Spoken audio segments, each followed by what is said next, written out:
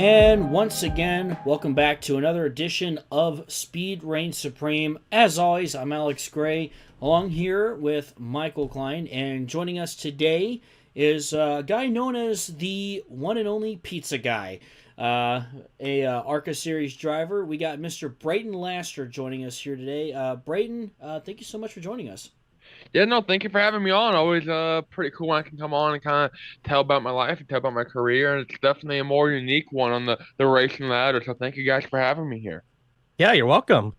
So, just for anybody who maybe didn't listen to our podcast before, because I know this is the second time we've had you on, just kind of give a brief overview of your life and your career. Yeah, as you mentioned, I'm kind of known as the pizza guy or the pizza man of the ARCA Menard series. And I like to say the new kid on the block, but I'm one of the more, I don't want to say veteran to driver, but I've been around it for a couple of years now. But I am in my 14th and 15th year, I think, now of racing or so. I've been racing since a very, very young age and started out in go-karts here in central Indianapolis, as many kids do. And it was all short oval track stuff for the most part. I didn't really do a whole lot of road courses, and then kind of moved up the ladder. I did Thunder cars and street stocks, which is old 70s, 80s, big heavy V8s, Monte Carlos, Camaros, Thunderbirds, stuff like that.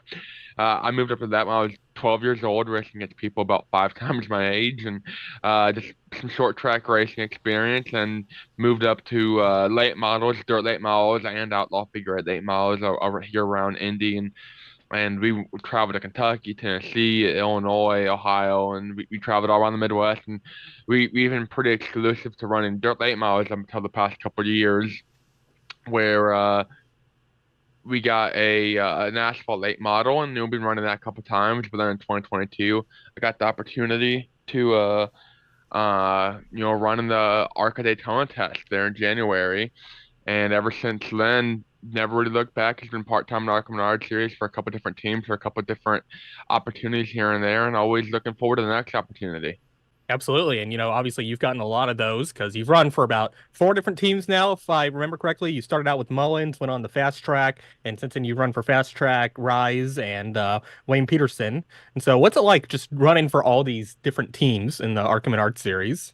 Well, yeah, we got the opportunity to go run Daytona back in 2022 in the Mullins, and that was our first real opportunity, our first real step into this platform, to the series, and never really looked back. And it's a very interesting take as far as a career goes, because you're not with the same team, you're not in the same car, you're not in the same individuals week in and week out.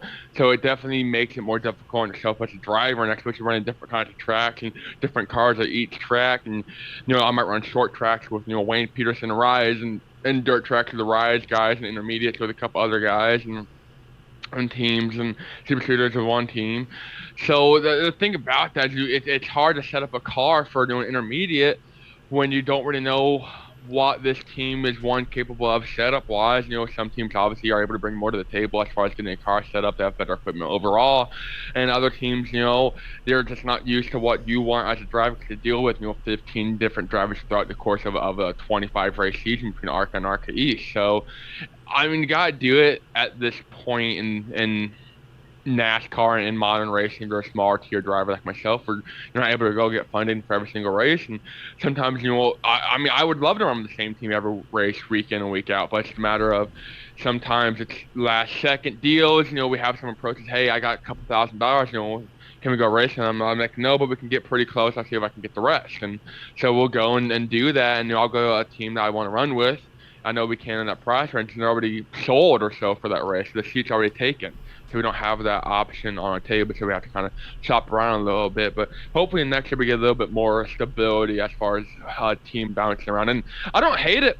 It's definitely fun. I love every team we've worked with so far across past couple of years, and I don't have an issue with any of them. So always really excited though whenever we're able to work with a new team. I know we got to work with Wayne Peterson for the first time this year, and that was always a blast. So looking forward to hopefully they'll be a little bit more stable next year. Yeah, sounds great. Just coming from one driver to another, I don't think people understand it's like what the struggle is like, just going out there trying to find this funding every weekend. It's incredibly difficult. And, obviously you've been able to make it work out pretty well. So I definitely commend you for that. Yeah, Absolutely. there's not a lot of drivers I feel like in today's world. You look at your not to call out names directly, but William Shawowitz and Connor Zowitz and Corey Day, who's coming up the Pinnacle ladder and the Chevy ladder, and you got guys in trucks and Xfinity Series that had the best of the best equipment handed them their entire careers. There's nothing wrong with that. You can afford that, go for it. I'd love to be able to afford a Gibbs ARCA ride for a full season, but I don't think they just quite truly understand though what goes into getting these small teams to the track, and I think it teaches us to appreciate it a little bit more per se, and definitely we have a lot of guys on social media that want to hate but don't really know what's going on in the background. They're like, oh, this team, they're super slow and this and that. I'm like, man, we're running, half season old tires in a 25-year-old car. This one team over here, they built that car 6 months ago. So there's a lot of things you're up against both in the garage and on social media that people just don't quite truly realize, I think. Yeah, I mean, I think what's cool about ARCA overall across every driver and every team is the fact that, you guys are getting to race. A lot of grassroots drivers get to race on a more national level across different kinds of tracks all over the country and on national television too. Excuse me. And I think that's kind of what makes ARCA so special. But I also have to ask you, obviously you talked about running an ARCA, and what makes it stand out to you, and why should people check it out? A big thing that I love about the entire ARCA Menards platform is the community, the crew guys, the officials, the team owners, the other drivers. 99% of them are fantastic people. When I first got to the series in 2022, I'm like, I was a short track figure eight or late model guy for a couple of years beforehand, and I'm not gonna lie, I was very nervous. I didn't know how I would be interpreted as. I didn't come up through grassroots short track racing like a lot of these other drivers have.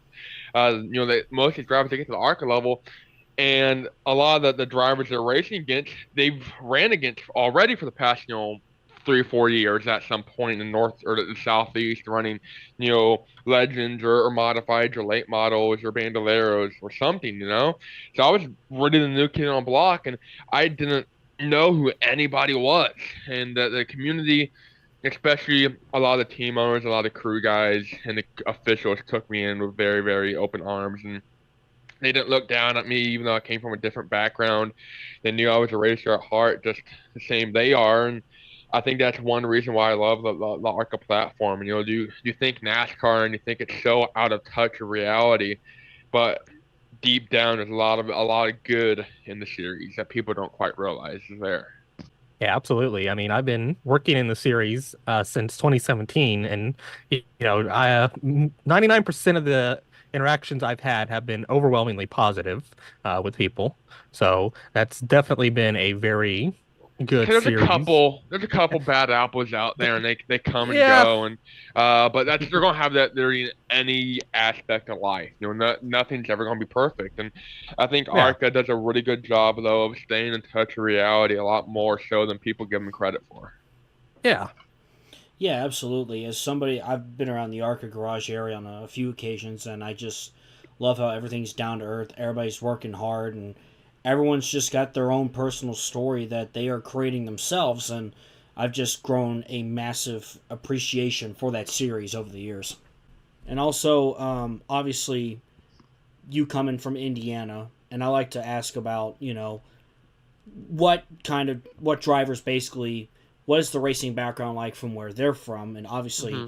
Indiana is a major hot spot for racing. And what's it like racing there compared to potentially other places as well? Yeah, so going back to that what I said right beforehand too, it's a very unique background, a very unique atmosphere that not a lot of people get to see because they only see what they see on TV. They don't really follow the series behind the scenes. They're not at the track week in and week out. And Michael and I know you said you've been around the series for many years, and you've seen it firsthand. And there's a lot behind the scenes that people don't see just for these teams to get to and from the racetrack. And with that, though, I think it comes from racing locally here around Indiana. I mean, Indiana's a very open wheel USAC sprint car, Silver Crown midget area. I mean, it's Indianapolis, home of the Indy 500, so of course you're going to have that big open wheel aspect like it's been for 100 plus years now, and that's not going to change anytime soon. So being a stock car guy here from Indiana definitely it can be interesting at times. I tell people I'm a professional race car driver almost, and try and get the term professional, I guess, down. And I like to call myself a semi-professional, I guess. I still work a day job and whatnot. Michael's seen that, but Yeah. people want. I'll go and work out at the gym, and then people are like, "Oh, what do you race?" I'm like, "Oh, ARCA," and they're like, "Can you're from here in Indy?" Because 95% of people we work out with, it's a motorsports gym. 95% of them are open wheel and IndyCar people. Wow, that's really interesting hearing that. But of course, that it makes a lot of sense since, of course, that is again a racing hotspot, home to the Indy 500 for hundreds of years. But it's still cool to see, even in a place like Indy, just seeing so many different racing backgrounds come together in a way. Um, just having the open wheel and stock car guys kind of in the same kind of community for sure. And some too is my background, like I mentioned, dirt late models. It's not like I went open wheel racing and then transferred to stock cars. I've always Right. been under that stock car ladder. And when I wasn't doing dirt late model stuff, I was doing outlaw figure eight stuff at the speedrome there on the east side. So Mm-hmm. there's been a fair share of drivers that come from the speedrome. It's been 56 years. Like Daryl Derringer and the Waltrips came up there. Stewart raced there quite a bit. The Foyts raced there quite a bit with it being in that part of town or being in Indianapolis. You're going to have that, but doing the figure eight stuff. I don't know, Michael, if you've been there or if you've been to the speedrome and seen figure eight race in person, but you're on social media, it's a completely different animal than what people they hear figure eight. They're thinking outlaw demo derby, old jalopies. The heaters with the beaters with a heater. Type racing. No, these are full blown outlaw late models are out here racing. So that's a completely different aspect too. And having many, many races in the figure eight ladder under my belt too, I feel like makes me even more unique. And I think it helps my racing overall. It kind of raises my sense of awareness as a driver from a very early age or a very early point in my career that other drivers don't have. Yeah, I've definitely seen the videos of those outlaw figure eight stuff, and I don't think I could go to one of those because I mean that stuff is just crazy.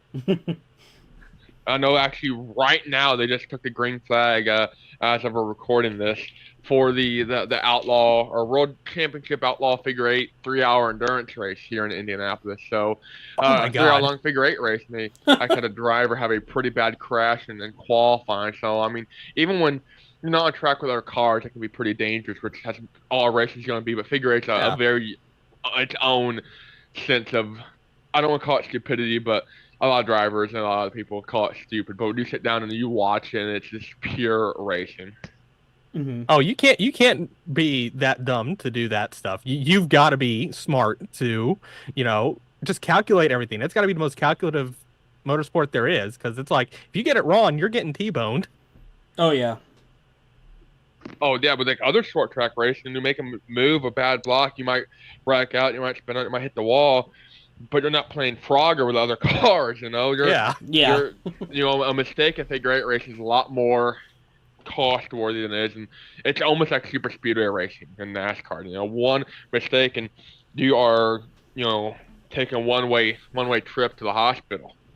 Like it can be very, very dangerous, and not a lot of drivers like to think about that. But we know there's risks every time you hop in the car. Right. Yeah.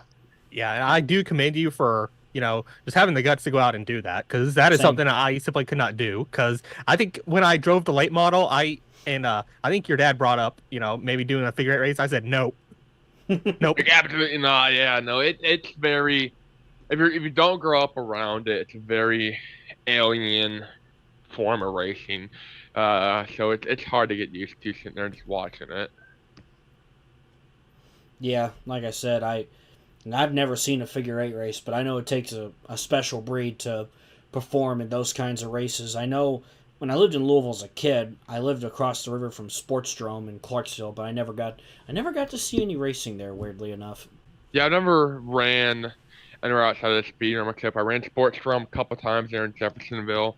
Mm-hmm. Um, but I know they have a track down in Colorado. They race figure eights, and they're hitting about 140 in the crossover, and it's a 5/8 mile track. I'm like, yeah, I call the line there. That's a little too risky for me. Yeah. Yeah. Yeah, I'd like to run a midget around the speedrome. It'd be cool if they brought some of that back. I know they run the Kenyan midgets there, but I'd like to see like a Focus Ecotech race there. That would definitely, I think, be pretty fun because they have the front wheel drive class there. That's always a hodgepodge of different cars and whatnot. Mhm. And I guess the next question I have to ask out of curiosity, obviously I know you're a big pizza enjoyer. How did you becoming the pizza guy begin?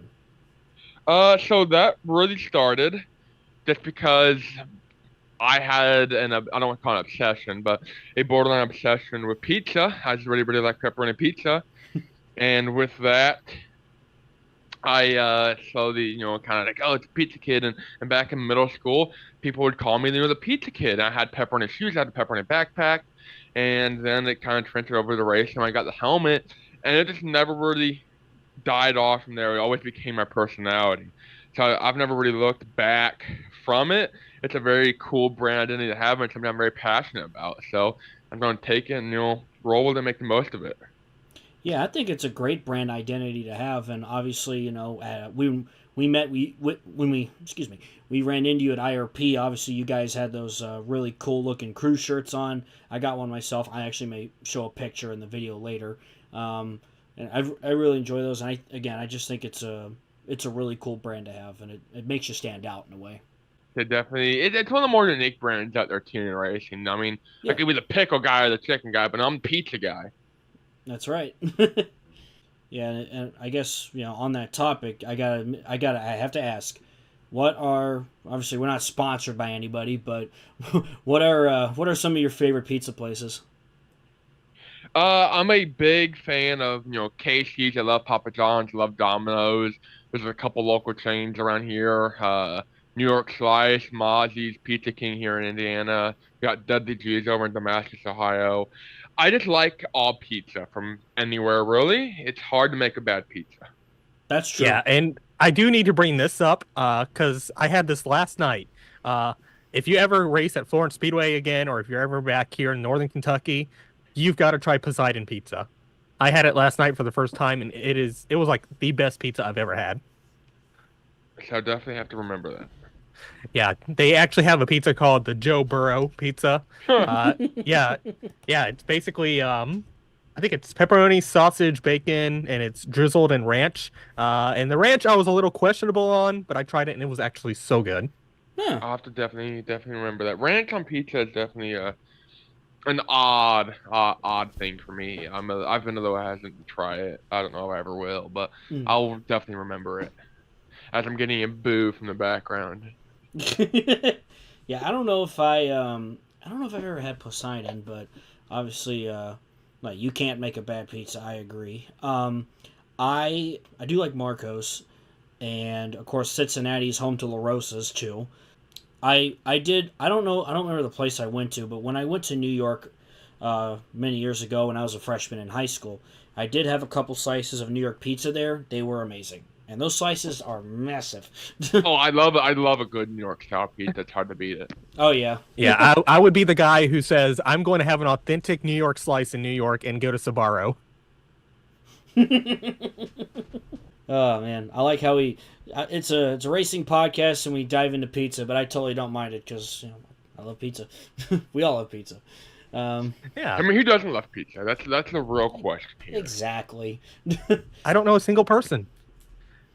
Yeah, I mean, my dad worked for the corporate office he worked in the R&D department at a couple pizza companies, and I was always his guinea pig. So I was always testing to make sure like what's good and all that. So Yeah. Those are always fun. But Yeah, I'm gonna tell Dad he needs to go to work in the pizza industry, just so I can be his guinea pig. Be the pizza tester. Yes. And also, I have to ask how obviously talk about your season so far and what's next in store for you. Yeah, so 2024, that's the year we're in. Started off pretty rough, had that did not qualify there at Daytona. Unfortunately, just came up one spot shy, and definitely bummed us out. And then had another DNF at Phoenix. So that one really hurt. And then luckily we finished every race since then.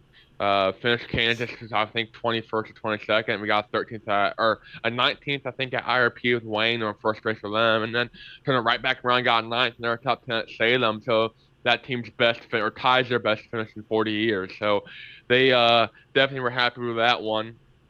And then we most recently ran the two dirt races there with Rise Motorsports, and a 13th and a 14th and a 13th, I think, place finish. So not backing up our top 10 runs from last year. I had some issues in both of those races, but still had a great run, had some great pace in both of those races, and definitely did a lot with a little, and that's kind of the name of the game. So we're going to round out the season though with a couple local late model races here in Indiana. One coming up the 14th of September. I'm not sure when this is coming out, but September 14th will be at Anderson, and then Winchester, I think it's 12th and 11th will be in October 12th and 11th we got Winchester, the Winchester 400 weekend, running the CRA Sports from there. So a couple of races left in next year. We're still working on a lot of different plans. Nothing really set in stone yet, but I would love to hopefully return to the ARCA Menard Series full time if we can. It'd be really cool if we can get a full time ride. Nothing, like I said, is locked in by any means, but we're going to see what we can make happen. That sounds great. Yeah, I'll definitely have to see if I can make it up next week. If you're racing at Anderson, I don't think I've got anything going on, so I might be able to. I could definitely use a spotter, man. I'm just saying. So if you want to come be my eyes in the sky, that's all you. All right. There you go. Just landed a spotting gig right on the podcast. Let's go. You don't see that every day. No, so when you're spotting the Daytona 500 in a couple of years, Michael, you can say, this is how it started right here. That's right. Right here on the podcast. We'll look back on it and go, yeah, he got his big break right here on this podcast. Yeah, and also the Winchester 400. That should be a good one. It'll be a fun race. Yep. We got 3 cars for that. We got Steve Austin, 42, Jeffrey McCone in 03, and myself in the 13. So it'll be our first time taking 3 cars in any capacity to a racetrack. We've taken 2 late miles before plenty of times. We're taking 3 is going to be a new one for us. So always love growing and expanding our family team like that. As Michael knows, it's a pretty small operation. So anytime we can do that and hopefully bring all cars home in one piece. Oh, certainly. Yeah. Yeah, that's a track I need to go see. That's such a unique venue. And a track that's obviously been there for a long time. It's just a historical venue, too. Yeah, I plan on going out, so you're welcome to tag along with me. Certainly, I'll see if I can go. Yeah, I know they have the ASA Stars event there, too, and that series always puts on a great show. Oh, yeah, we saw that at New Smyrna. That's right. Yeah, I really enjoyed watching the ASA in action, so yeah, if I can get out to there, that would be a lot of fun to watch for sure. Yeah, just a late model around that track is just going to be insane to watch because it's like 37 degrees banking. I think it's the highest banked track in the country. So I think it's one of the highest banked tracks in the world, and I think it's probably the highest banked track left operating in the country. So it's going to be talk about it's going to be fun one to watch. It's going to be a fun one to drive. Oh, certainly. Oh yeah. Yeah, that's definitely something fun to look forward to in Winchester. And here's a fun question I love. I want to ask it pretty much to any guest in a podcast, and that is, to you, what makes racing in general so fun and so special, and how would you convince a potential new fan to check it out or come to a racetrack? Biggest thing I can tell someone, and they should go, this car's turning left for 2 or 3, 4 hours. No, it's not. It's right. You look at a cake and you see the outside of a cake and like, oh, it's just milk and eggs and all these different ingredients, and it's very basic, and just put it together and it's plain cake. But you look in deeper and take a bite, you start to feel the different flavors and the different ingredients, and okay, hey, that's it's got a bit of coconut there and a bit of chocolate and a bit of vanilla here, and you start to eat more of the cake, and the more and more to eat, the more and more invested you get into it. That's basically like racing. It's a very multi-layered cake. You sit there, and the more you find out about it, the more invested you get. You find out about these drivers' backgrounds, these drivers' lives, and it's watch one race and you see the different storylines that involve in just that one race are equivalent that of a novel basically. And our novel is 36 races long, and we have a brand new series every single season. So there's a lot that can happen storyline wise, and I mean it depends if it's watching for the wreck, for the drivers who just like hard racing. That's a thing that people don't quite understand about NASCAR. Excuse me, about NASCAR versus after or compared to other series. There's just much background time and effort between the engineer, the data, the crew chiefs, the car chiefs, are getting the cars ready as any other series. Yeah, I mean, there is so much that goes into it, and once you really see everything for how it is, and I even want to convince people, go to a race. You will be amazed how much goes into it.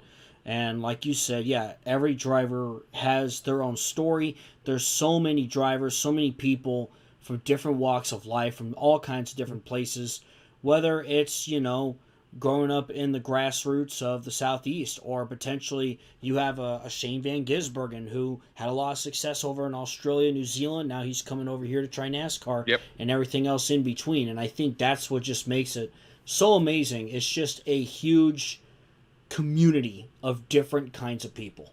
And you don't really see that in many other series. F1, yeah, you have drivers from all over the world, but for the most part, they all have the same background, and a lot of them are from that UK and certain parts of Europe region. America, they were all from the Americas. So you see a couple pockets where drivers are from the same area, but there's still so many different unique storylines of hey, this guy was a watermelon farmer. This guy, he grew up racing this around here, and got noticed basically off a fluke. And so there's so many different stories like that, and just so many different series that people don't quite realize is happening. Yeah, absolutely. Yeah, I mean, yeah, because it's like here we have someone who came up doing basically whatever he can get in, but obviously with more of a late model background, and then you have me who has more of an open wheel kind of background, like short track open wheel background. So I think that just kind of shows how diverse motorsport is. And we're both trying to get to the same point, the same spots, and we're all trying to make it as a career. And that's the dream. And obviously you want to call it a career. And very few drivers are able to do that, but if we can get there, I'd say this whole journey's been successful. Yeah, absolutely. I mean, again, that's just all part of why racing is so amazing. There's just so much to it. With that being said, Michael, do you have any more questions you want to ask Brayton? So I don't think I have any more questions. But I do have a small announcement to make here. So I have been given the opportunity to run in a few races at the end of the year. One in a late model, a couple opportunities in ARCA. We're kind of hoping to pull together some funding for that. But if anyone out there is looking to sponsor a race car, definitely reach out to me. I will definitely get you hooked up on that, and we can work something out. We're looking for any kind of sponsorship we can get for this. So I just want to put that out there. Love that. Excellent. That's great to hear. Yeah, thank you. I can't really get into specifics of it yet, but it's definitely an opportunity that I'm really looking forward to, and it's something that I hope we can make happen. And unfortunately, it's something that someone in my position can't do without some help from others. So that's kind of why I'm reaching out to the community over this.